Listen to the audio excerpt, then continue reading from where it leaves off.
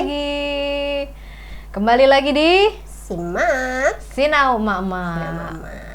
Sehat-sehat, Bo? Alhamdulillah. Sehat. Semoga semuanya yang mendengarkan, menonton juga sehat. Dalam keadaan sehat. Yoi. Pagi ini lumayan menarik. Kita mulai dengan gosipan emak-emak tentang anaknya.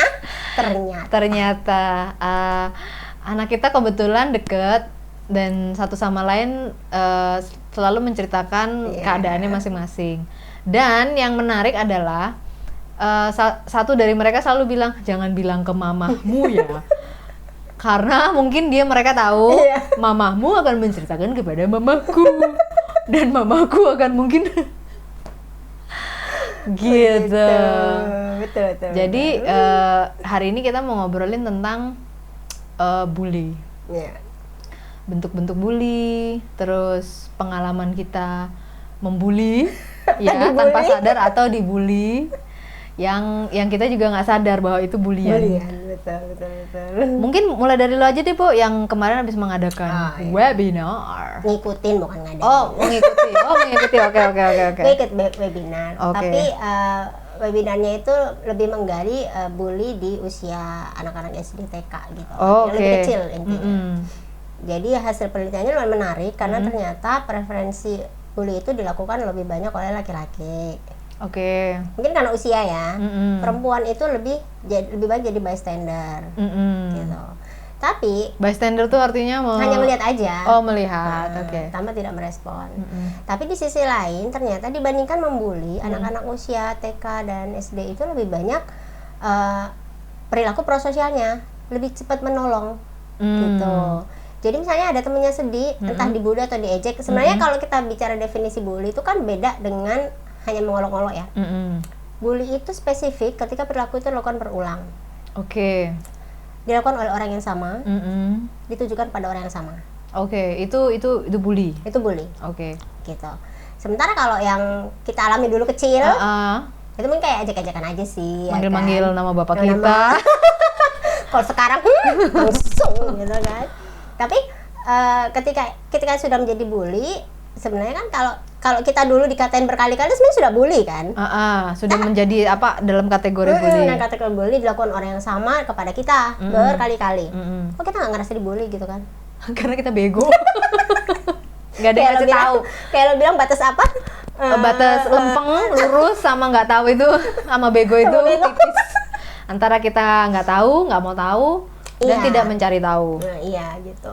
Nah, jadi kalau di usia-usia masih kecil, anak-anak TK SD itu ternyata mereka sebenarnya mungkin tidak menganggap itu bully. Tapi ketika ada orang berlaku tidak menyenangkan, mereka menjadi sedih. Dan ternyata orang-orang di sekitar anak-anak lain itu lebih cenderung untuk menjadi penolong. Comforting, apa tuh? Memberikan kenyamanan. Memberikan kenyamanan. Itu biasanya lakukan perempuan. Oke. Kemudian ya mungkin secara naluri ya, Bu. Natural gitu ya. Kemudian membantu, misalnya temennya didorong. Nah, anak mereka kan suka kan dorongan jatuh gitu, dibantu diangkat. Kemudian dibantu temennya, walaupun temennya mungkin tidak membela anak yang dibully ya, tapi perilaku menolongnya itu muncul gitu, sebagai bentuk mungkin empati gitu kan, bahwa dia peduli sama temennya gitu. Jadi sebenarnya kalau ditanya, anak-anak kecil pun tuh sebenarnya nggak tahu itu bully atau bukan. Iya, pastilah. Yang tahu kan sebenarnya gurunya. Orang dewasa. Nah, ketika tidak dideliver pesan bahwa kalau kamu mengalami ini berkali-kali dilakukan orang yang sama dan membuat kamu sedih atau membuat kamu terluka, itu namanya bully. Apa yang kamu lakukan? Nah, pelajaran-pelajaran itu sebenarnya belum nyampe. Iya. Di anak-anak kita termasuk ya. Karena masih dianggap apa ya, sepele, kecil. Karena juga anak-anak. Nah, itu. Dampaknya tuh nggak langsung kelihatan. Nah, tapi kalau seperti yang lo bilang, kalau sudah membuat sedih atau murung atau dia bersikap berbeda, itu mungkin harus mulai bisa di tracing ya. Iya, betul. Karena menurut gue siapa sih yang lebih bermasalah, yang dibully, pembuli? Itu yang lebih bermasalah tuh yang mana? Soalnya gini, misalnya gue bully lo, terus lo nggak bisa melawan karena lo juga misalnya nggak tahu itu apakah itu bulian tapi membuat diri lo sedih. Apakah lo termasuk salah karena tidak melawan? Atau gue udah salah duluan karena gue punya masalah tapi gue ekspresikan dengan membuli orang. Jelas yang bermasalah dulu yang pembuli. Jelas yang bermasalah membuli. Oke. Dulu. Itu bisa banyak faktor lah ya. Salah satunya mungkin pola asuh di rumah, mungkin tanpa sadar orang tua tuh sering membentak, sering menegur dengan keras. Toxic positivity yang sering kita lakukan, sebenarnya bukan toxic positivity tapi toxic, perilaku toksiknya gitu. Perilaku yang ke arah ketoksikan gitu. Itu kan terinternalisasi tuh di memorinya tanpa sadar. Nah, itu tuh. Nah, sehingga ketika muncul di permukaan, dia merasa superior kan. Dia merasa, wow, gue lebih dari temen gue nih, gue lebih ini. Tapi setahu aku gue menjadi formal banget ya. Bisa ikut webinar. Setahu aku ada tuh kemungkinan pembuli itu akan memilih siapa yang dibully. Yes, oke. Ketika karakter anak atau karakter orang yang dibully itu adalah karakter lemah. Entah bagaimana taunya lemah ya, mungkin dari energi, dari perilaku, dari kok diginiin diem aja, digituin diem aja. Bisa jadi kayak gitu, nggak bisa stand up for themselves gitulah ya. Nah, jadi kalau ditanya siapa yang lebih rentan, ya orang-orang seperti itu. Tapi bukan berarti kemudian mereka nantinya nggak bisa jadi pembuli loh. Karena mereka jadi korban bully, bisa jadi nanti mereka jadi pembuli. Karena ada memori-memori buruk nih, gue nggak mau diperlakukan kayak gitu lagi, gue harus stand up. Stand up-nya ternyata mengarah ke pembulian pula kepada orang lain yang ternyata lebih lemah dari dia juga gitu. Jadi maksud gue gini, kalau misalnya ada pembuli, ada yang dibully, itu yang harus di treatment pertama kali itu siapa gitu loh? Yang dibully kalau gue bilang. Yang dibully dulu. Karena recovernya dulu harus lebih baik supaya dia tidak menjadi pembuli nantinya. Oh, jadi nggak berkepanjangan. Nggak berkepanjangan. Jadi kita berusaha nyetop dulu, di stop dulu ininya lingkarannya. Betul. Abis itu mungkin baru nge-treat pembuli. Kalau sadar. Itu orang dewasanya. Kalau anaknya adalah pembuli. Susahnya tuh di situ, orang tua tuh nggak usah orang tua lah ya, sekarang guru aja tidak peka. Tidak cukup peka. Iya. Mungkin karena banyak, kalau sekolah sih wajar ya, banyak muridnya gitu kan. Satu orang ngelapor, Bu, teman saya habis dibully. Siapa saksinya? Kan pasti ditanya saksi. Nah, kalau ada saksi ditanya tuh satu-satu. Yang kamu lihat apa? Gitu kan yang dilihat apa dulu nih. Nanti kan guru menyimpulkan, itu cuma ejek-ejekan. Iya. Tapi guru tahu nggak itu terjadi berapa kali? Ditanya nggak? Perasaanmu gimana? Terus sama si pelaku juga ditanya, apa alasanmu? Mengapa kamu begitu? Itu kan hampir nggak ada. Nah, kalau misalnya itu mungkin kalau di sekolah butuh waktu ya. Kadang-kadang guru tuh udah kerjaannya udah banyak apa segala macam. Maksud gue gini, kalau misalnya kita dulu, kan tadi kita sempat ngobrol ya, kita tuh dulu nggak tahu, lempeng-lempeng aja gitu. Mungkin gue waktu SD, SMP, SMA bahkan mengalami pembulian atau apa kita di korban bully atau kita membuli kita tanpa sadar. Tapi kita nggak tahu lempeng-lempeng aja gitu. Kayak bully tuh kayak sekarang karena udah punya anak, terus kita belajar literasi psikologi, jadi ada label ini dan itu. Jadi kita tahu ini bentuk bully. Oh, kalau dibully seperti ini kita harus melawan. Bla bla bla. Nah, pertanyaan gue adalah apakah mental anak sekarang yang nggak kuat atau kita nggak sadar atau gimana sih, Bu? Kenapa kita sekarang jadi concern gitu sama dengan pembulian? Oke. Sebenarnya kalau kita tarik balik ke zaman kita dulu, yaitu tadi karena mungkin literasinya masih kurang, dan kita ya memang nggak sadar aja kalau botak gitu. Ya kan? Nah, tapi ternyata untuk beberapa karakter orang, apalagi yang kalau lo bilang kan apa ini karena anaknya lemah, anaknya terlalu sensitif atau anaknya bagaimana sehingga disebut-sebut seperti itu, kok kayaknya nggak sopan ya, kok kayaknya menyakitkan ya gitu. Nah, itu juga terkait sama pelatihan kita terhadap emosi. Jadi ketika anak-anak terlatih untuk mengenali emosinya, mengolah emosinya, hal-hal yang tidak membuat nyaman itu jadi semakin tipis kan. Jadi agak kebal. Jadi agak bukan kebal, agak justru agak sensi jadinya. Oh, hal-hal yang membuat tidak nyaman jadi tipis, oke. Jadi tipis gitu kan. Artinya katakanlah cuma dikatain, alah gitu doang, gitu. Kok langsung, kok kayaknya ngejek banget nih, merendahkan gua gitu. Oh, itu cuman gitu doang. Ya kan. Nah, ketika kita mengajarkan anak tentang yang namanya empati dan sebagainya, sensitivitas itu kan jadi semakin terasa gitu ya. Tinggi. Kesadaran semakin tinggi. Sehingga akhirnya ya itu tadi, ketika kita pasti dengan secara sadar membekali anak ngomong hal buruk, misalnya nyebut nama orang tua, itu kan nggak ada relevansinya kalau hanya untuk dimainkan gitu. Pertanyaan kita tuh sopan nggak? Enggak. Kok dilakukan berulang untuk apa? Berarti mengejek. Apa yang kamu rasakan ketika diejek? Sakit hati. Nah, kalau kamu tidak nyaman, nanti kamu bilang. Kalau dilakukan terus berulang dan ini orang nih kayaknya nggak ngerti nih kalau itu ternyata menyakitkan. Nah, sebenarnya bulinya sudah di situ, di proses itu gitu. Nah, menjadi istilah bully, apa sih artinya bully itu ya? Gue lupa bahasa Indonesia. Bully itu kerbau ya. Bully itu mirip-mirip kerbau, nyeruduk berasa. Apa hati?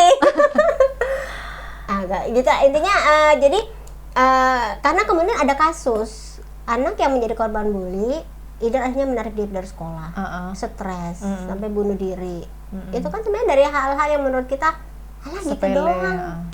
Tapi karena dia punya empati yang kuat, dia punya kemampuan untuk merasakan, menyadari hal-hal ini salah nih, gitu.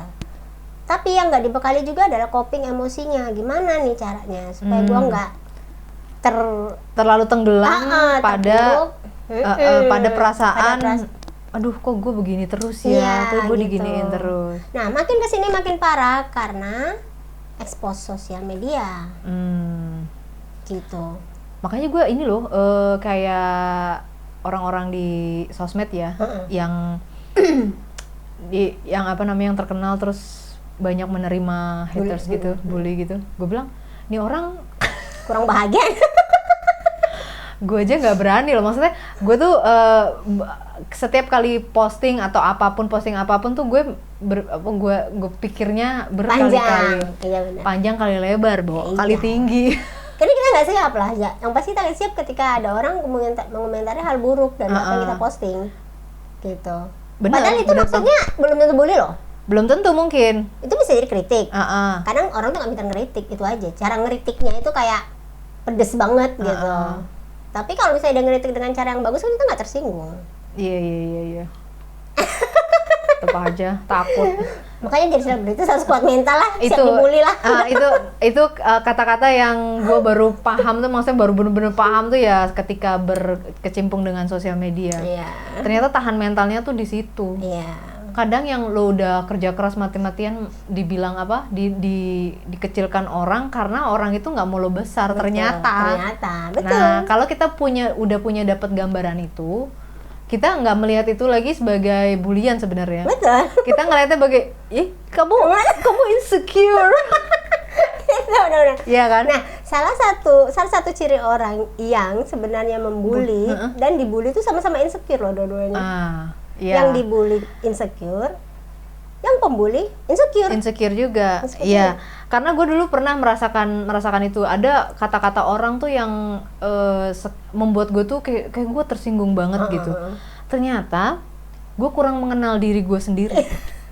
Iya kan? Nah, karena gue bilang sebenarnya gini, ketika kita berbuat sesuatu atau mengatakan sesuatu, kalau kita sudah menjawab semua pertanyaan, itu orang tuh mau ngomong apa tuh kita udah siap. Benar. Nah, jadi kita nggak melihat itu sebagai bulian. Jadi kita ngelihat orang ini, nih orang nih karena belum paham. Misalnya.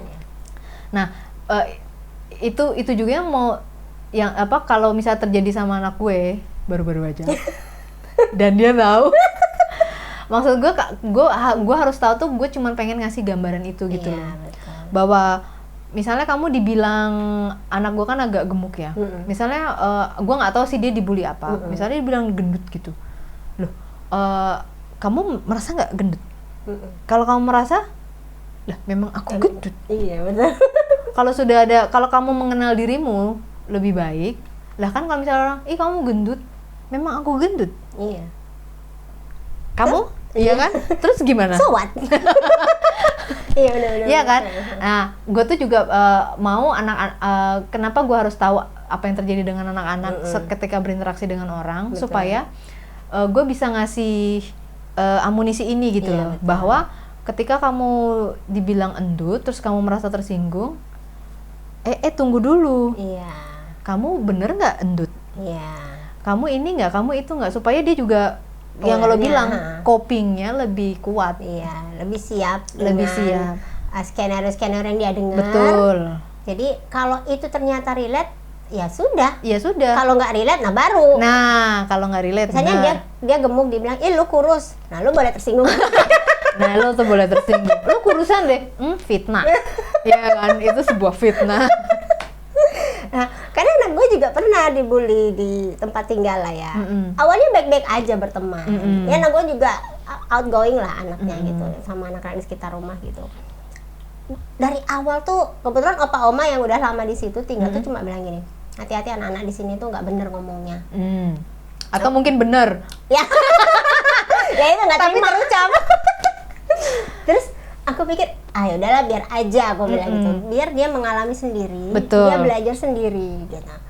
Ya awal-awal masih bagus, pokoknya setiap sore tuh keluar, mami aku mau main, ya udah main sama gitu, udah main pulang happy, 2-3 kali happy, udah berapa lama berselang, sekali pernah nangis, tapi dia nggak langsung nemuin gue dia di dapur, terus kakaknya ngelapor, ini Sifon nangis kenapa? Gitu kan, si adik nangis kenapa? Nangis, ya udah nanti mau tanya. Ya aku tanya, ternyata ya itu temennya tuh ngatain sesuatu yang bikin dia sakit hati. Aku lupa ngatain apa. Terus aku bilang, emang ini pertama kali diomongin? Enggak, ini udah berkali-kali. Itu bully kan Mi? Iya itu bully. Karena kamu dilakukan berkali-kali, ya udah kamu boleh pergi. Aku bilang gitu. Iya tapi masalahnya kan ada yang baik, jadi bukan itu doang. Yang jelek tuh itu doang. Tapi yang baik tuh banyak katanya. Lebih gitu. banyak. Ya udah terserah, kamu masih mau main sama mereka silakan. Kalau kamu gak nyaman sama anak itu, ya hindari aja. Tapi nggak bisa ya, mereka kan satu kampung gitu kan. Satu sepermainan, usianya juga beda-beda sedikit gitu. Dah, akhirnya main lagi, nggak lama pulang begitu lagi. Nangis lagi. Nangisnya tapi tidak selama yang pertama. Yang pertama tuh kayaknya dalam banget gitu. Karena mungkin dia shock gitu ya, kok temennya selama ini dia kira baik, ternyata kayak gitu. Terus akhirnya dia yang kedua nangisnya udah kayak pakai marah. Ngomel-ngomel, lah ini pulang kok marah-marah kenapa? Dia ngulangi lagi, terus temenku yang satu dukung dia, aku nggak suka. Oh ya oke. Terus kamu bilang apa? Aku bilang aku keberatan, aku nggak suka digituin. Oh bagus. Terus ya udah dek tinggal, ya udah. Terus kamu masih mau main sama mereka? Nggak tahu. Gitu. 2-3 hari dia nggak keluar. Anak-anak itu manggil-manggil, manggil anak gue di depan. Dek itu diajak main, nggak males. Katanya. Oh ya udah. Dia sudah punya sikap. Artinya dia tahu perilaku itu tidak nyaman, membuat tidak enak, dilakukan orang yang sama, bahkan akhirnya grouping itu ikut-ikutan, dan dia merasa oke, mendingan gue keluar daripada gue jadi korban. Buat apa di sebuah grup yang yang bikin lo sakit hati? Betul. Itu sebenarnya terjadi di semua level ya. Betul. Anak-anak, remaja, dewasa, orang tua, di lingkungan yang keluarga, lingkungan kampung, apa segala macam. Nah itu yang perlu disadari, ketika itu sudah nggak nyaman, harusnya nggak usah lo lawan. Salah satu copingnya itu mungkin ya udah lo pergi menghindari. Betul. Nah tapi kesadaran bahwa ini apa itu bully, ini nyata ya. Jadi misalnya anak gue tuh cerita sama anaknya dia, dan respon anaknya dia salah satunya adalah, kamu kalau sudah merasa tidak aman, kamu harus bilang mamahmu. Tuh. Itu ya anak gue. Itu perilaku nyata karena anaknya udah dia sudah tahu apa definisi bully. Iya. Jadi kata-kata itu tuh ini ya cukup melegakan. Iya. Dan sudah bisa bikin pagernya gitu loh. Self boundaries itu harus ada. Jadi kalau udah nggak kalau cuman nggak merasa nyaman aja, mungkin nggak cerita sama orang betul. dewasa nggak apa-apa. Tapi kalau sudah tidak aman, itu udah harus cerita. Betul. Nah itu, jadi kalau misalnya kita yang punya anak-anak yang mungkin orang tua seumuran kita yang sudah dapat literasi lebih baik Betul. di psikologi, mungkin kita harus menyadari dari kita dulu ya. Iya. Dari kita, anak kita. Iya. Disadari anak kita nih pembuli, terbuli, Iya. ya nggak sih? Iya. Terus baru deh layer satu-satu dikupas Betul. gitu. Apa sih yang membuat dia terbuli? Apa sih yang membuat dia menjadi pembuli? Iya. Ada apa dengan aku? Iya kan, orang dewasanya dong Betul. yang harus banyak-banyak introspeksi ya kan. Betul. Karena bagaimanapun Anak mencontoh. otak mereka kan yang belum sempurna kan Betul. untuk merasionalisasi Betul. hal-hal itu. Dan yang gitu. jelas itu tadi ketika anak kita sudah kita bekali yang namanya bully itu ketika terjadi berkali-kali. Orang-orang yang sama dan kamu menjadi korban. Bukan kamu. Ditujukan padamu gitu. Masalah dia menuju orang lain terserah. Tapi kalau ditujukan padamu, kamu menyadari itu sudah dilakukan berkali-kali, kamu harus bertindak. Bertindaknya apa? Kamu bisa mengatakan aku keberatan, aku tidak suka. Atau kamu pergi, yang pasti jangan melawan. Kayak lu bilang kan, mendingan gak usah membalas dengan kata-kata juga. Betul, karena ya Nanti dia jadi pembuli kan artinya. Karena kalau kita udah dewasa gini udah bukan dewasa deh, udah tuir kayak gini ya kan. Kita kan harus pinter-pinter memilih medan perang ya, Boy. Nah, kalau anak-anak kan kita omongin gitu kan, medan perang apa itu gitu kan. Karena memilih medan perang itu juga sebuah skill. Iya. Karena kita sudah mengalami atau melihat, membaca. Jadi kita harus pinter-pinter. Ada beberapa medan perang yang kita tuh nggak harus hadapi juga gitu. Iya. Mending kita hindari. Hindari aja. Makanya tadi kita ngobrolnya, kita tambah umur tuh tambah ini ya, tambah kurang temennya tambah dikit.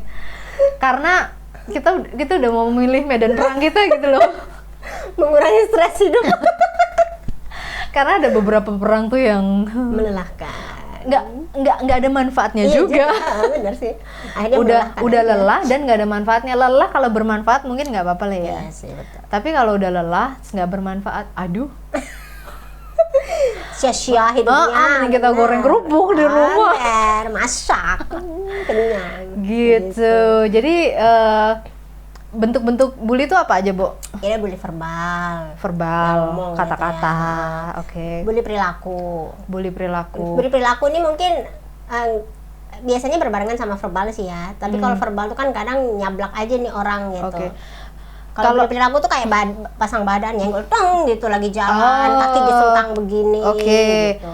Kalau ini kalau orang yang manipulatif tuh termasuk perbuatan bully nggak sih? Enggak sih. Oh enggak. Oke. Itu karakter manipulatif itu salah satu contoh di masa depan kan jadi politisi unggul. Iya, karena lobby-lobbynya bagus dan dia bisa nyemplok ke sana, nggak diterima sana, nyemplok ke sini. Oke. 2024 lah, nggak usah diomongin sekarang. Nanti udah mendekati aja ya. Oke. Gitu. Oke. Berarti bentuk bully nonverbal itu misalnya inilah kakinya nyenggol. Pokoknya melihat orang itu tuh kayaknya mau dilukai aja gitu. Tanpa harus mengatakan apapun. Lewat dilemparin apa. Disiram air atau kaki lagi jalan di apa sih namanya jengkang ya kakinya biar jatuh. Dijegal. Atau misal tiba-tiba naruh benda apa di dalam tasnya berkali-kali. Yang bikin dia ketakutan. Gitu. Oh zaman kita dulu bilangnya bercanda ya nggak sih? Bercandaan. Narik kursi. Terus kita jatuh. Padahal itu bahaya. Banget. Kayak gitu. Itu kadang-kadang justru kalau perilaku-perilaku ini munculnya dari perbuatan orang dewasa mereka contoh. Oke. Kalau yang omongan ini kan lebih kayak ikut-ikutan ya nggak sih? Iya. Tapi yang paling kuat itu justru perilaku yang tidak ada suaranya. Yes. Kayak kita orang tua aja misalnya kalau kita lagi marah terus kita ngambil sesuatu rampas gitu. Ya kan? Pasti pernah. Pasti. Sama. Terus sadar kembaliinnya pelan-pelan. Maafin mami ya. Langsung berdosa ya Allah. Gitu. Terus bahasa tubuh kita kalau marah itu bagaimana? Itu anak-anak rekam sih. Iya, benar-benar. Dan itu ya, mereka recall untuk dilakukan ke orang lain kadang-kadang. kita kan merasa gini. Masa sih anak saya pembuli? Karena orang tua taunya tuh bully itu verbal. Masa sih anak saya bully? Enggak, tuh anak saya nggak kayak gitu. Tapi anak ibu sudah membuat anak orang terluka gini. Dia udah berapa kali kejadiannya, terus ditanya, kamu bener? Enggak, bercanda. Orang tua pasti percaya anaknya tuh. Iya, kalau nggak sensitif ya. Iya. Dan literasinya kurang. Nah, padahal kalau sudah sampai melukai secara fisik itu udah jelas bully lah, udah kalau aku bilang ya. Iya, walaupun tanpa berulang nggak sih, Bo? Apa harus nunggu berulang? Nah, berulangnya berapa kali? 2-3 kali kayaknya udah cukup ya. Dua kali. Kalau 1 kali Dimaafkan. 2 kali Ya dimaafkan sekali lagi. 3 kali lupakan. tergantung sih, kalau dijegal giginya copot. Nah iya udah. Nah, jadi levelnya harus diukur juga ya. Diukur juga. Maksudnya kalau cuman dilempar kertas, tung. Ya nggak melukai lah. Tapi kertasnya ada api kebakar gimana? Nah, itu juga.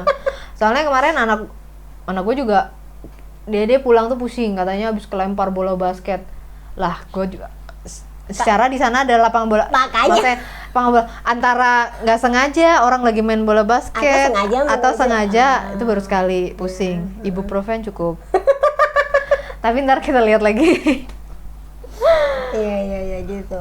Nah, tadi kan yang pertama verbal. Yang ketiga, boleh di pause sebentar? boleh. Oke, sorry tadi ada telepon darurat. Oke, jadi yang ketiga tadi verbal, non verbal. Yang ketiga cyberbully. Nah, ini yang perlu kita waspadai sekarang itu cyberbully. Bentuknya mungkin kalau ketemu orangnya jadi verbal. Oke. Tapi rata-rata kalau ketemu orang yang bully di dunia maya itu nggak berani ngomong kalau ketemu orangnya. Banyak kasusnya. Ya kan? Ketikannya, jempolnya itu. Jempolnya kan. Kayak udah kayak kapok TNI punya dia. Backingan nomor 1 semua. Nah, tapi begitu ketemu orangnya pasti keder udah. Itu kenapa ya? Karena itu tadi ketika kita ada di dunia maya, kita berlindung di sebuah dinding. Yang gue mau ngomongnya pagar loh, Baru. Pagar dinding atap nggak tahu ya. Intinya ada sesuatu yang membatasi kita dengan orang lain gitu. Dan itu membuat kita merasa nyaman, aman. Apalagi lu cuma duduk di dalam rumah, di balik handphone lu tangan lu begini, lu kan nggak merasa lu ada di danger area ya kan? Iya betul. Tapi dia lupa bisa di-track. Dan yang orang berduit nge-track sampai lo ketemu. Pasti. Dan segampang itu karena apa? Dia lupa juga waktu dia sign in, kan data dia masuk, foto dia ada. Itu kurang cerdas itu. Dia pakai Google. Semuanya udah dipunyai Google loh, ya kan? Oke. Nah, tapi memang kalau dibilang dampaknya lebih besar cyberbully kalau sekarang aku bilang. Jadi anak-anak itu pun ketika mereka menerima, gak usah anak-anak ya Kak, lu bilang kan, lu aja mau posting sesuatu tuh mikir. Oh banget, pertimbangannya panjang. Karena kita merasa, aduh kalau gua dikatain gini bagaimana. Dan anehnya kita tuh kayak nggak bisa untuk mengatakan secara langsung bahwa maaf ya, aku nggak suka dengan kamu katakan. Karena ada jeda antara apa yang masuk, betul, ya kan? Jadi akhirnya yang kita terima tuh komen negatif, kok banyak banget. Kita nggak sempat encounter itu. Dan itu yang akan menjadi toxic tuh buat kita tuh kalau kita nggak. Sebelum dia masuk terserap gitu tuh kita belum bisa nangkis.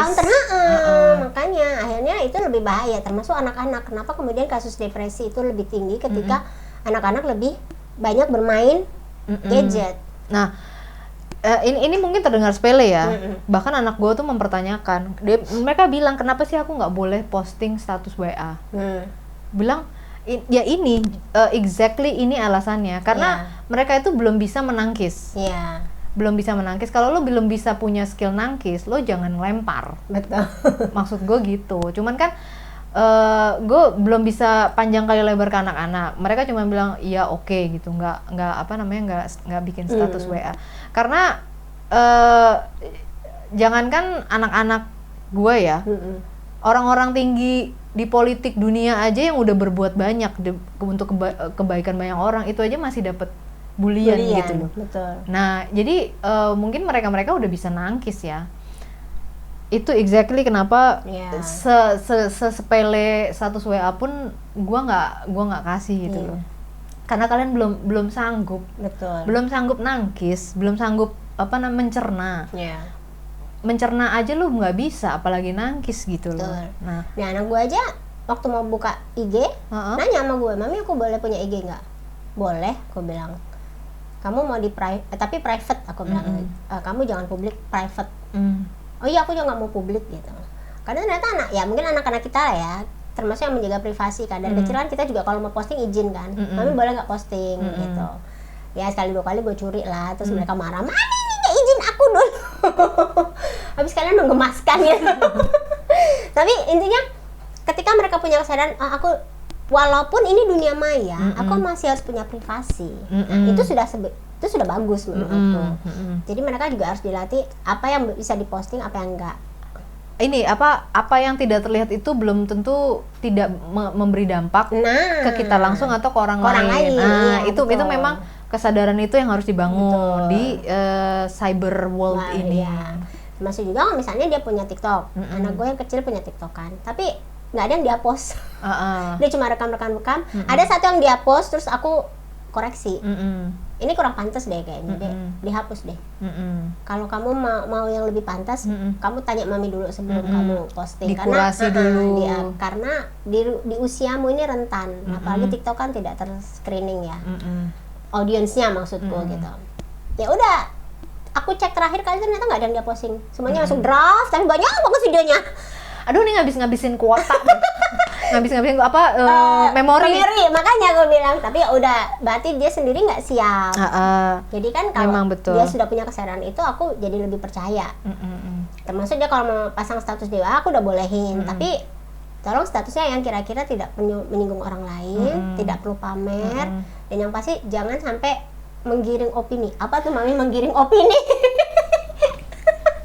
Gimana jelasin menggiring opini? Aku bilang, ya misalnya kamu menjelekkan temenmu, padahal kamu sebenarnya kan orang lain nggak tahu nih tanggapannya bagaimana. Nanti mereka kan mikirnya aneh-aneh. Gitu. Bahkan hal yang paling positif tuh bisa menggiring opini, dan gue juga nggak setuju sih. Dan gue nggak suka. Misalnya menggiring opini gini loh, Bo. Statusnya misalnya misalnya ngalamin deh. Enggak. Membaca. Menggiring opini gini, pokoknya statusnya dia tuh kelihatannya bagus, aktivitasnya tuh produktif. Wah, jadi kan dia kayak menggiring opini, gue nih orang yang produktif, aktif, pokoknya oke banget gitu. Itu pun gue juga nggak suka. Gue agak tersinggung deh perasaan. Nggak sukanya gini. Buat gue loh ya, nggak sukanya, gue nggak mau karena gue tahu, gue sadar, gue tuh kadang ada down-nya gitu loh. Ada titik di mana gue tuh juga nggak produktif, gue tuh juga nggak aktif, kita tuh kadang nggak cantik ya kan, kadang berminyak apa segala. Jadi menurut gue tuh, wah, gue juga gue tuh jarang posting juga karena pikiran gue, aduh, gue nggak mau dianggap A doang, karena gue kadang A kadang B. Gue nggak mau dianggap AB karena gue juga kadang-kadang C. Iya, benar. Tapi kecuali campaign ya, campaign maksudnya mengangkat isu apa gitu loh. Tapi kalau yang personal branding misalnya, kayak sosial media itu kan juga buat personal branding kan. Betul. Wah, itu tuh berat cuy. Betul. Ya aku juga sempat berpikir beberapa kali waktu aku mau posting itu, aku ya itu mungkin makanya gue bilang gue agak tersinggung nih ya, gue perasaan postingnya positif semua deh. Tapi kemudian gue berpikir bahwa ya beberapa orang yang kenal, karena kan di WA gue juga gak semuanya bukan orang asing ya, semuanya gue kenal gitu. Jadi yang gue posting di WA itu memang agak sifatnya personal sih, hal-hal yang gue rasakan, gue pikirin atau yang terjadi gitu ya. Tapi memang gue mikir yang lu pikirin gitu. Ini gue posting, orang nanggepnya gimana nih? Mikirnya apa ya? Mikirnya apa? Jangan sampai gue terus kayak merasa superior, atau gue merasa wow, gue udah hebat nih jadi seorang perempuan gitu. Gue malah takut. Akhirnya walaupun fotonya kayaknya bagus, captionnya gue masih ucul. Gue nggak tega gitu. Kalau nggak, kadang gue saking nggak mau terlalu meng-overwhelmingkan apa yang gue posting, gue cuma kasih emoji. Iya. Gitu. Jadi kayak tone-nya direndah, tone-nya dikurangin gitu. Nah, beda dengan kalau gue pengen mesu-mesu, gue malah apa adanya tuh. Menanggapi sesuatu, misalnya gue gue crop salah satu artikel atau apa, gue komen itu biasanya agak pedes itu sampai akhirnya tulisan di WA tuh beberapa, tapi ada yang baca sih, alhamdulillah. Entah apa tanggapan mereka terserah deh. Intinya ya itu karena personal opinion ya, dan itu kan ruangku sendiri. Dan aku hanya memang di status WA, aku nggak di IG ku yang publik nggak. Jadi di IG publik itu aku memang hati-hati sekali. Bahkan IG yang private pun aku hati-hati kalau aku posting, aku pilih. Gitu. Tapi sifat dasar berhati-hati ini harus kuat memang ya. Jadi dimanapun platformnya. Betul. Memang kalau status WA tuh kan pendek banget ya, Bu. Cuman 30 detik. Yang apa yang kita yang kita sebarkan tuh aneh banget gitu loh. Cuman secuil dari apa ya kita hari itu gitu loh. Memang sifat sikap hati-hati itu tuh memang harus ya mungkin karena dijaga kita selalu. Karena kita juga tahu akan ada cyberbully nih. Nah itu yang kita mungkin ya kayak lo bilang tadi nggak siap karena nggak ketemu orangnya tuh, gondoknya tuh sampai segini. Benar itu benar. Kalau misalnya kita hadap-hadapan gini, yuk lo tersinggungnya apa, gue bisa langsung menanggapi. Betul. Tapi kalau itu benar ada delay, benar. Delaynya ini yang delay dan dibaca banyak orang, jadi dicampur. Aduh, digoreng. Itu yang bikin orang cepat depresi. Makanya kalau udah mulai merasa nggak nyaman di sosmed, matikan puasa. Betul. Gue gitu sempat. Nah, penggorengan ini nih yang itu sebenarnya bully loh. Bully berjamaah. Iya, betul. Ya karena gue juga pernah mengalami cyberbully kan, waktu suami gue hilang gitu karena penyakitnya. Ya rasanya tuh kayak bertubi-tubi, baca komen kok nggak ada yang positif ya, semua ngapain. Padahal waktu itu kita cuma mau minta tolong. Tolong dilihat suamiku ada di mana, kasih tahu saya. Lah ya komennya. Iya betul. Allah, tapi ya sudah. Akhirnya aku menyadari bahwa cyberbully itu real ya. Dulu gue nggak percaya. Gue memberanikan diri posting, berpikirnya positif banget dah gue. Ada orang di luar sana yang lihat dia. Ujuk-ujuk. Emang luar biasa sih, Bo. Gue ngelihat kasus-kasus yang terjadi belakangan ini pun rasanya gue bilang aneh banget kan. Ibu-ibu itu loh yang sama Dewi Persik. Gue bilang ibu-ibu ini masalahmu apa, Bu? Makanya gue kan lihat videonya dia ya, Bo. Saking gue ini kenapa ya? Saking si Dewi Persiknya tuh marahnya banget. Gue sampai lihat kan si video ibu ini, gue bilang ibu ibu punya anak gak sih? Ibu tuh gendernya apa gitu? Sesama wanita kok kayak gitu. Itu pertama. Gue bilang terus, ibu ini kan kelihatan sudah berumur ya. Berkeluarga nggak sih dia? Punya anak nggak sih dia? Apa nggak menjaga keturunannya gitu loh dengan kayak begitu apa segala macam? Mikirnya kok nggak panjang gitu.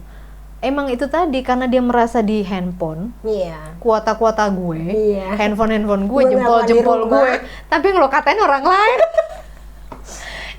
Giliran ditangkep dong ya. Iya.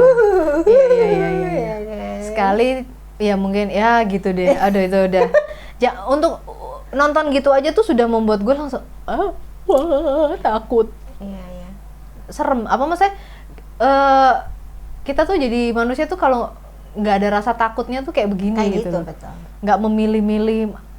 Kita tuh harus punya rasa takut ya. Betul. Harus punya rasa takut supaya kita lebih berhati-hati.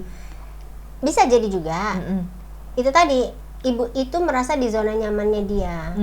Dia nggak tahu bahwa karena ini dunia maya. ini bukan dunia realita, ibu, ini dunia maya. Anda dimanapun. Enggak, dia nggak tahu Dewi Persik tajir ya, Boy ya. Ya nggak sih, Bu? Lo di trace sampai titik dibayar iya nggak sih? Intelijen ya enggak? Waduh. Jangankan Dewi Persik yang tajir yang bisa nge-trace ya. Kita kan bisa itu tadi, kita bisa menggiring opini, bisa dapat funding, bisa di-trace loh. Walaupun kita misalnya nggak punya duit. Aduh, ini tuh dia. Ini salah satu lagi bukti bahwa pembuli itu aku lagi berhati-hati loh ini. Karena pertimbangannya sedikit. Itu menunjukkan mungkin kurang pinter sama ya kurang itulah, kurang bijak sini ya. Bijak sini. Kurang bijaksana gitu loh. Kalau misalnya lo nggak pinter tapi lo bijaksana, mungkin nggak kejadian sih. Iya, benar-benar. Nah, kalau lo pinter, kalau nggak bijaksana, lo counternya nggak minta maaf. Ya. Iya nggak sih? Iya, benar. Lo akan lo tantang gitu, Iya, karena lo benar. merasa pinter atau superior gitu. Nah, ibu ini tuh mungkin ya itu tadi nggak kedua-duanya. Itu Jadi akhirnya itu ibu yang frustasi aja menurut gue. ketemu minta maaf. Kemarin-kemarin ngapain ibu? Kebanyakan dari yang cyberbully itu rata-rata, kemungkinan aku prediksiku ya, mereka frustasi dengan hidupnya sebenarnya. Ya, setuju. Ya kan? Karena dia ke siapa lagi gitu. Bagaimanapun Gue tuh, nggak bisa sama orang sekitar ah. yang gue nggak kenal aja nih gue. Padahal dia terkenal. Itu lupa dia. Tadi gue mau ini loh, mau nambahin loh. Aduh lupa. Ya, nanti diulang lagi Oh, nanti. Atau mungkin ya, sebenarnya cari perhatian. Kadang-kadang orang terlalu asik di dunia maya, mereka kehilangan perhatian sekitarnya. Bukan salah orang sekitarnya loh, jadinya lu terlalu asik. Nah itu dia.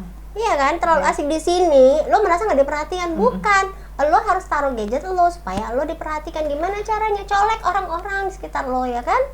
Kadang-kadang kita merasa melakukan hal besar tuh kalau sudah masuk ke kolam yang besar. Nah itu paling tenggelam. Padahal kita tuh masih kecil, cocoknya di kolam-kolam yang kecil. kan? Udah aja dulu kita sama diri kita dulu aja deh, gitu ya kan. Nggak usah masuk-masuk kolam yang sok-sok masuk kolam besar gitu. Itu dia. Ini tuh kesadaran-kesadaran kayak gini tuh sebenarnya kalau misalnya pada kasus ibu itu, masa iya sih kita ngomongin ibu itu ya, yang udah berumur, kesannya kayaknya rasanya tuh nggak pas gitu loh. Tapi perilakunya dia mengarah ke sana. Menyiratkan bahwa ibu ini perlu perlu obrolan apa ya, ibu jangan masuk kolam besar. Karena ternyata Ibu nggak bisa berenang.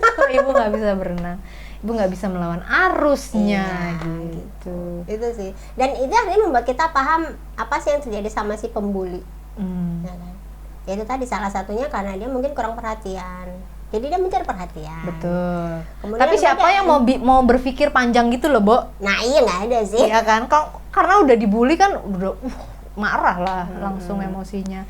Tadi gue ingat. Iya. Apa bedanya antara membuli dan mengkritik? Oke. Ya, mau dijawab sekarang nggak? Udah, kalau soalnya udah 40 menit. Ya udah itu disimpan aja ya. Buat minggu depan ya. Oh ya, yang mau komen boleh loh. Misalnya punya pengalaman dibully atau mau tanya-tanya boleh. Atau sadar membuli gitu. Ya gimana caranya supaya nggak bully lagi ya? Nanti kita cari formula yang tepat. Betul. Jadi mudah-mudahan kita minggu depan kita cari tahu apa bedanya membuli dan mengkritik. Supaya kita nggak salah lagi. Yoi. Oke, sampai ketemu minggu depan. Bye. Bye.